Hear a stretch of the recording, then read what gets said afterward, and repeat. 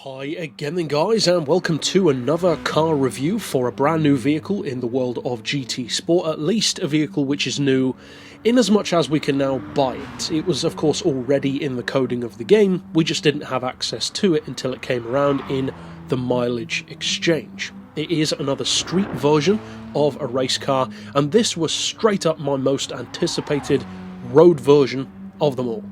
The Alfa Romeo 4C road car. Specifically the Gr.3 road car, which is, of course, the one to go for. It's a GT1 style, hardcore little crazy Alfa, which was quite possibly my favourite car of the beta. The Gr.3 race car really surprised me, because for those who don't know, I believe I have brought it up before, but I'm not a big fan of the Alfa 4C in real life. On games, it's very good, but in the real world, I personally feel it's way too expensive for what it is. It's essentially a tarted up Lotus Elise, but for a Maserati price.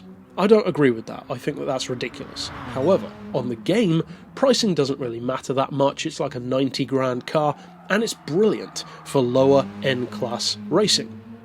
Then of course you have the Gr.3 car.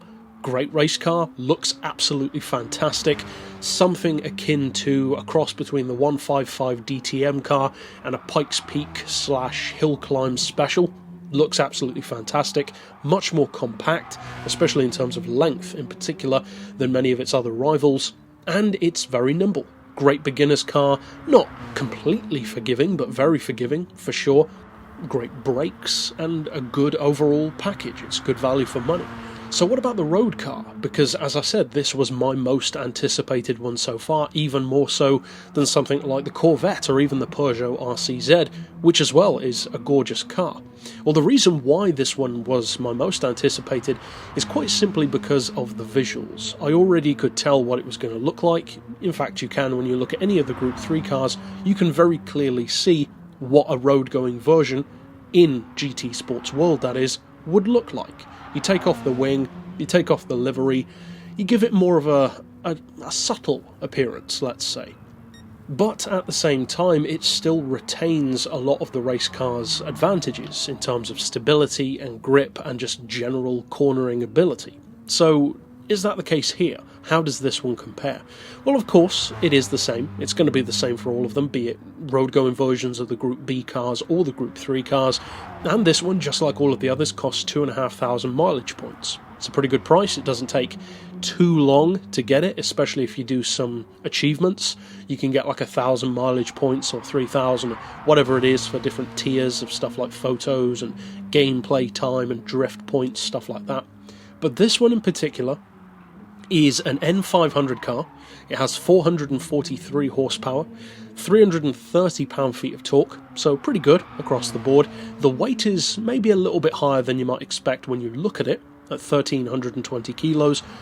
You would probably expect something more in the region of 1,150, I should say. So it's not too surprising that it weighs more, because they all do. But at the same time, 1320 seems a little bit extreme. That's just straight up ballast, I would say. There's no reason for the car to weigh that much, especially given how lightweight the road version already is. And I do strongly believe that they've done that to stop the car from being too ridiculously OP, because if it actually weighed as much as it should, it would be OP, for sure.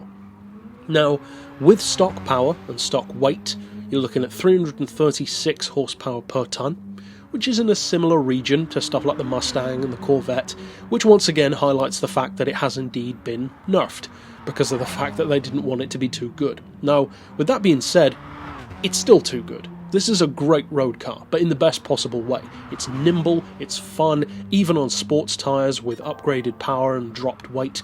It handles like a dream. You can get the tail out if you want to, but the fact that the wheelbase in particular is that little bit shorter, and in some cases a lot shorter than some of its rivals, and that quite simply allows you to throw the car through corners without needing to worry anywhere near as much about that length and weight of the car working against you, trying to make the car get its tail out, for instance, in the case of something like the Corvette or the Mustang, with that front engine rear-wheel drive layout with a relatively long body style, that counterbalance which is great for drifting, but not always good for a lap time, because of course you want it to just go around a corner. You don't want it to look fancy while it's doing it, you just want it to get the job done. And that's the approach which stuff like this one, and also the RCZ road car, take. They've got that mid-engine layout, which makes a huge difference in itself.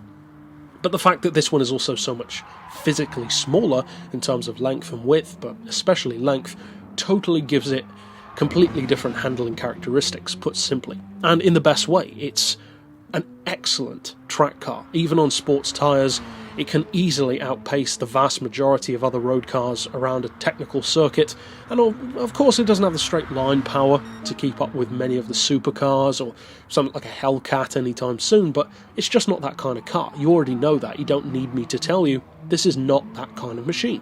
You just use it at the right situation, the right scenario, and it'll serve you well.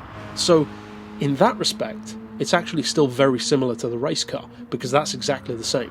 Great on technical circuits where you can make full use of its small physical size, but if you use it on the wrong track, or at the wrong time, or at the wrong power level, you'll struggle, because it's not quite as strong for top-end, straight-line speed. So with all of that in mind, I would have personally liked to see this particular version, and of course this wouldn't have happened, but I would have loved if this version, the road car, had been fitted with the 3.5 litre V10 engine from the Alfa 164 V10 Pro car, which, for those who don't know, is basically a test mule. It's a sedan fitted with an F1 engine, kind of like Alfa Romeo's equivalent of the Renault Espace F1, but it's a car which is absolutely insane, does like 210 miles per hour, absolutely bonkers car. I think that this thing with a V10, a small capacity V10, would be awesome. But of course it doesn't have that, it never would, because for one thing it's based on the Gr.3 car, which also doesn't. But it would be awesome, I think, to have that kind of homage to Italy's old school race cars, where they had a lot of small capacity V12 and V10 as well Grand Prix machines, and also some other machines as well which weren't even in the F1 or the Grand Prix. So overall, great new addition to the range, my most anticipated, as I said, and I certainly wasn't disappointed by it. So overall, definitely worth checking out, and of course I'll see you guys next time. But for now, as always, thanks for watching.